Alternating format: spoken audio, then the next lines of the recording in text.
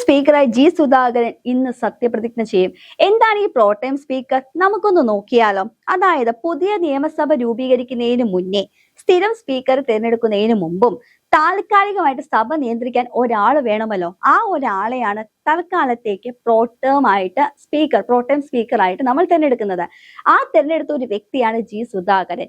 ഈ ജി സുധാകരൻ എന്ന് പറയുന്ന ഒരു വ്യക്തി കമ്മ്യൂണിസ്റ്റുകാരനായിരുന്നു, കറകളഞ്ഞ കമ്മ്യൂണിസ്റ്റുകാരനായിരുന്നു. എങ്ങനെയാണ് ആ കറകളഞ്ഞ കമ്മ്യൂണിസ്റ്റുകാരൻ ഇന്ന് കോൺഗ്രസ് ആയതെന്ന് ചോദിച്ചു കഴിഞ്ഞാൽ നമ്മുടെ പിണറായി സർക്കാരിന്റെയും പിണറായി എന്ന ഒറ്റയാന്റെയും കുബുദ്ധി കൊണ്ട് മാത്രമാണ്. കാരണം പണ്ടത്തെ CPM പാർട്ടി എന്ന് പറയുന്നത് നേതാക്കളുടെ മാത്രമല്ല അണികളുടെയും കൂടെ അഭിപ്രായ സ്വാതന്ത്ര്യമുള്ള പാർട്ടിയായിരുന്നു. പക്ഷെ ഇപ്പോഴത്തെ CPM പാർട്ടി എന്ന് പറയുന്നത് നേതാക്കൾക്ക് മാത്രം, അതായത് അവർക്ക് പ്രിയപ്പെട്ടവർക്ക് മാത്രം അഭിപ്രായം പറയാം, അവരുടെ മാത്രം തീരുമാനങ്ങൾ അംഗീകരിക്കാം, ആരും എതിർക്കാൻ പാടില്ല, എതിർത്തവരെല്ലാം കുലംകുത്തികളാണ്, അതുപോലെ ശവന്തീനികളാണ്, ഒറ്റുകാരാണ്, രാജ്യദ്രോഹികൾ എന്നൊക്കെ പറയുന്ന പോലെ പല പട്ടങ്ങളാണ് ചാർത്തി കൊടുക്കുന്നത്.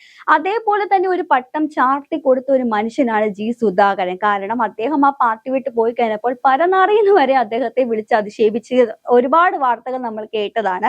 കുലംകുത്തിയാണ് എന്ന് MM മണി തന്നെ അദ്ദേഹത്തെ അഭിസംബോധന ചെയ്തേക്കുന്നത് അങ്ങനെയൊക്കെ തന്നെയാണ്. പക്ഷേ ശരിക്കും പറഞ്ഞാൽ ജി സുധാകരൻ എന്നൊരു വ്യക്തി ഇത്ര വർഷത്തോളം ആ പാർട്ടിയിൽ പ്രവർത്തിച്ച മനുഷ്യനാണെന്നറിയോ. അദ്ദേഹത്തിന്റെ അനുജൻ തന്നെ മരിക്കാൻ കാരണക്കാരൻ ആരാന്ന് ചോദിച്ചാൽ KSU തന്നെയാണ്. പക്ഷേ അദ്ദേഹം ആ പാർട്ടിയിലേക്ക് തന്നെ പോയി എന്നതുകൊണ്ട് ഒരുപാട് അമർഷങ്ങളും അതായത് അപവാദങ്ങളും ഒക്കെ അദ്ദേഹത്തെ പിന്തുടർന്നിരുന്നു. പക്ഷെ എന്തുകൊണ്ട് അദ്ദേഹം ഇത്രയും വർഷം വിശ്വസിച്ച ചുവപ്പെന്ന പ്രസ്ഥാനത്തെ വിട്ട് കൈപ്പത്തിയുടെ ഒപ്പം പോയിട്ടുണ്ടെങ്കിൽ അത് അദ്ദേഹത്തിന് എന്തൊക്കെയോ കാര്യങ്ങൾ പറയാനും കേൾക്കാനും ഉള്ളത് CPMകാർ പറയാനും കേൾക്കാനുള്ള അവസരത്തിൽ ചോദിച്ചില്ല, കേട്ടുമില്ല. അദ്ദേഹത്തിന് പഴിചാരിയത് കൊണ്ട് മാത്രമാണ് ഇന്ന് അദ്ദേഹം കോൺഗ്രസിൽ എത്തി നിൽക്കുന്നത്. അതുകൊണ്ട് തന്നെ അദ്ദേഹത്തിന് അർഹിച്ച ഒരു അംഗീകാരം തന്നെയാണ് പ്രോട്ടേം സ്പീക്കർ ആയിട്ട് കൊടുത്തിരിക്കുന്നത്. എന്നാൽ കോൺഗ്രസിൽ അതിന് കഴിവില്ലാത്ത ആളും ഇല്ലാത്തത് കൊണ്ടൊന്നല്ലോ ഇതൊരു മധുര പ്രതികാരമാണ്. കാരണം എന്താണെന്നറിയോ, പ്രോട്ടൈം സ്പീക്കറിന്റെ ചുമതലകൾ എന്താണെന്ന് നമുക്കൊന്ന് നോക്കാം. ഏറ്റവും സീനിയർ MLAയോ പരിചയസമ്പന്നനായ അംഗത്തെയോ ആണ് ഗവർണർ പ്രോട്ടേം സ്പീക്കർ ആയിട്ട് നിയമിക്കുന്നത്. മനസ്സിലായല്ലോ. കാരണം ഏറ്റവും പരിചയസമ്പത്തുള്ള ഒരു വ്യക്തി തന്നെയാണ് ജി സുധാകരൻ. അതുകൊണ്ട് തന്നെ അദ്ദേഹത്തിന് അർഹിച്ച ഒരു അംഗീകാരം തന്നെയാണ് ഇത് കിട്ടിയിരിക്കുന്നത്. ഇടക്കാലമാണെങ്കിലും, അതായത് ഇപ്പോൾ സ്പീക്കർ ആകുന്നത് തിരുവഞ്ചൂർ രാധാകൃഷ്ണനാണ്. തിരുവഞ്ചൂർ രാധാകൃഷ്ണൻ സ്പീക്കറായിട്ട് വരുന്നവരെയും ഇപ്പോൾ നിയമസഭയെ നിയന്ത്രിക്കുന്നത് ആരാണെന്ന് ചോദിച്ചു കഴിഞ്ഞാൽ ജി സുധാകരൻ ആയിരിക്കും. ഇനി ചുമതലകൾ: പുതിയ MLAമാർക്ക് സത്യപ്രതിജ്ഞ നടത്തുക, സ്പീക്കർ തെരഞ്ഞെടുപ്പ് വരെ സഭ നിയന്ത്രിക്കുക. ഇതുകൊണ്ടൊക്കെ തന്നെയാണ് പ്രോട്ടേം സ്പീക്കറായി. ഈ MLAമാരെന്ന് പറയുമ്പോൾ നമ്മുടെ പിണറായി വിജയനും പെടും കേട്ടോ. പിണറായി വിജയൻ ഉൾപ്പെടെയുള്ള ആളുകൾ സത്യപ്രതിജ്ഞ എല്ലാം നിയന്ത്രിക്കുന്നതും അതുപോലെ സഭ നിയന്ത്രിക്കുന്നതും എല്ലാം ഇനി ജി സുധാകരനാണ്.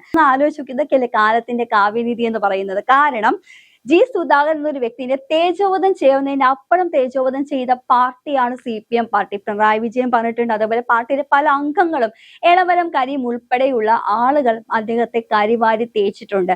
പക്ഷേ ഇന്ന് അത് ഓർത്തു നോക്കൂ, ഇന്ന് വിജയിച്ചു വരുന്നവരല്ല, അത് CPM പാർട്ടിയിൽ വിജയിച്ചു വരുന്ന MLAമാരെല്ലാം സത്യപ്രതിജ്ഞ ചെയ്യുന്നതും തൊഴുതു വണങ്ങേണ്ടതും ജി സുധാകരനെയാണ്. ഇത് തന്നെയാണ് ശരിക്കും റിയൽ റിവഞ്ച് എന്ന് പറയുന്നത്. കാരണം അദ്ദേഹത്തെ പുറത്തേക്ക് വിടാൻ കാരണം തന്നെ അദ്ദേഹം അമ്പലപ്പുഴയിൽ സ്വതന്ത്ര സ്ഥാനാർത്ഥിയായിട്ട് മത്സരിച്ചതാണ്. അദ്ദേഹം കോൺഗ്രസിന്റെ പാർട്ടിയിൽ ചേർന്നിട്ടൊന്നും ഉണ്ടായിരുന്നില്ല. ആദ്യം ഈ പാർട്ടിയിൽ നിന്ന് വിട്ടു പോയിട്ട് അദ്ദേഹം സ്വതന്ത്ര സ്ഥാനാർത്ഥിയായിട്ട് മത്സരിച്ചപ്പോൾ അദ്ദേഹത്തെ വരെ വേട്ടയാടിയതാണ് ഇവർ. പക്ഷേ അമ്പലപ്പുഴയിൽ ഇദ്ദേഹം സ്വന്തം സ്ഥാനാർത്ഥിയായിട്ട് മത്സരിക്കുന്നപ്പോൾ കോൺഗ്രസ്സുകാർ ആദ്യം എടുത്ത തീരുമാനം, ഞങ്ങൾക്ക് അവിടെ സ്ഥാനാർത്ഥിയില്ല, ഞങ്ങൾ പരിപൂർണ പിന്തുണ ജി സുധാകരന് പ്രഖ്യാപിക്കുന്നു എന്ന് പറഞ്ഞാണ് ചെയ്തത്. പക്ഷേ കുറച്ചു കഴിഞ്ഞപ്പോൾ അദ്ദേഹം കോൺഗ്രസിന്റെ ഒരു ഭാഗമാവുകയും ചെയ്തു. ഇതേപോലെ തന്നെ കഴിഞ്ഞ ഇലക്ഷന്റെ കാലഘട്ടത്തിൽ ഒരുപാട് നല്ല സഖാക്കന്മാർ കൊഴിഞ്ഞു പോയിട്ടുണ്ട്.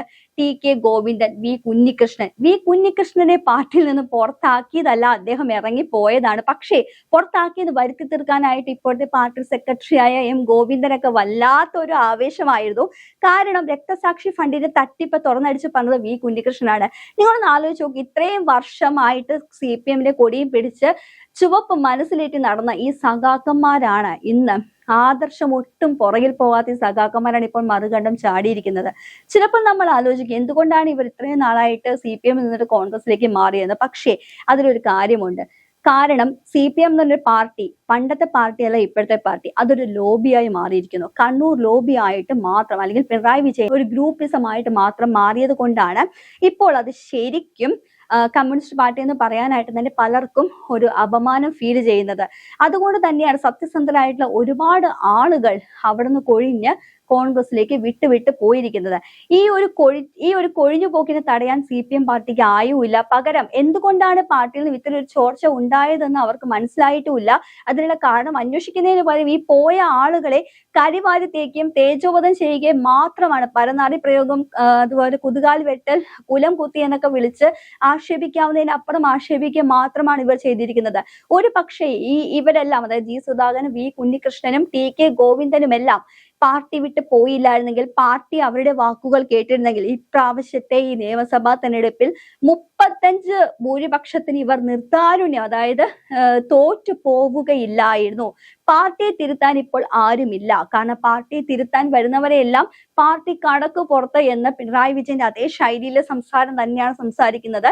അതുകൊണ്ട് തന്നെയാണ് ഇപ്പോൾ ഈ വലിയൊരു തോൽവി ഏറ്റുവാങ്ങിയതിനു ശേഷം പലരും രാജീവിനെയും അതേപോലെ പിണറായി വിജയനെയും M ഗോവിന്ദനെയും എല്ലാം കുറ്റം പറയുന്നുണ്ട്. കാരണം അണികൾ ശബ്ദിക്കേണ്ട സമയത്ത് ശബ്ദിക്കാത്തത് കൊണ്ടാണ് ഇപ്പോൾ ഇത്തരം ഒരു തോൽവികൾ ഏറ്റുവാങ്ങിയിരിക്കുന്നത്. നേതാക്കന്മാർ എന്താണ് ശരിക്കും പറഞ്ഞാൽ പാർട്ടിയുടെ തീരുമാനത്തെ അംഗീകരിക്കുക എന്ന് മാത്രമല്ല, എതിരഭിപ്രായം ഉണ്ടെങ്കിൽ പറയണം. പക്ഷെ ഇന്ന് ആരും പറയാത്തത് കൊണ്ട് മാത്രമാണ് ഇത്രയും വലിയൊരു തോൽവി ഏറ്റുവാങ്ങിയെന്ന് തോറ്റുപോയ ശേഷമാണ് ശൈലജ ടീച്ചർക്ക് വരെ മനസ്സിലായത്. കാരണം ഇതുവരെയായിട്ടും ജയിക്കാത്ത മട്ടന്നൂരിലാണ് ശൈലജ ടീച്ചറിനെ കൊണ്ട് നിർത്തിയിരിക്കുന്നത്. ഇതെല്ലാം ഒരു കള്ളക്കളിയാണ്. കാരണം ഇവർക്ക് വേണ്ടവരെ മാത്രം ജയിപ്പിക്കുക. കാരണം ഒരു ജയിച്ചു വന്നിരുന്നെങ്കിൽ പ്രതിപക്ഷ നേതാവാകാനായിട്ട് ഏറ്റവും കരുത്തുറ്റ ഒരു സ്ത്രീ തന്നെ ആയിരുന്നു, സ്ത്രീ നേതാവ് തന്നെ ആയിരുന്നു, വനിതാ നേതാവ് തന്നെ ആയിരുന്നു ശൈലജ ടീച്ചർ. പക്ഷെ ശൈലജ ടീച്ചർ തോറ്റുപോയി. ഇതെല്ലാം ഒരു കളിയാണ്. കാരണം എന്താന്ന് വെച്ച് കഴിഞ്ഞാൽ ഈ ഒരു പിണറായി വിജയൻ അടക്കമുള്ള ഇദ്ദേഹത്തെ കുറ്റം പറഞ്ഞ എല്ലാവരും ഇനി ഇദ്ദേഹത്തിന് കീഴിലായിരിക്കും. ഇത് തന്നെയല്ലേ ഏറ്റവും വലിയൊരു മധുര പ്രതികാരം.